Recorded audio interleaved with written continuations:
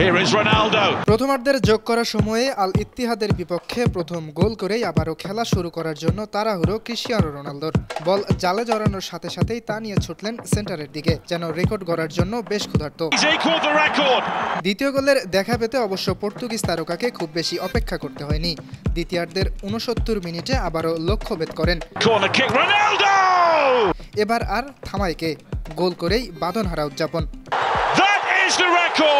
এই গোলের মধ্য দিয়ে চলতি মৌসুমে সৌদি প্রো লিগে ৩৫ গোল করলেন রোনালদো, যা লিগটির ৪৮ বছরের ইতিহাসে এক মৌসুমে সবচেয়ে বেশি গোলের রেকর্ড।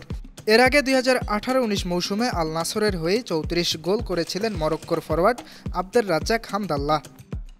একই সঙ্গে আরেকটি কীর্তিও গড়লেন CR7, ভিন্ন ৪টি লিগের সর্বোচ্চ গোল স্কোরার হওয়া প্রথম ফুটবলার তিনি।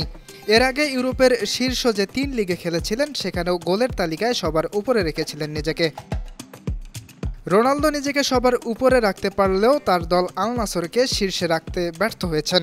সৌদি প্রো লিগে আল নাসর দ্বিতীয় স্থান অর্জন করেছে আল হিলালের চেয়ে অনেকটা পেছনে থেকে।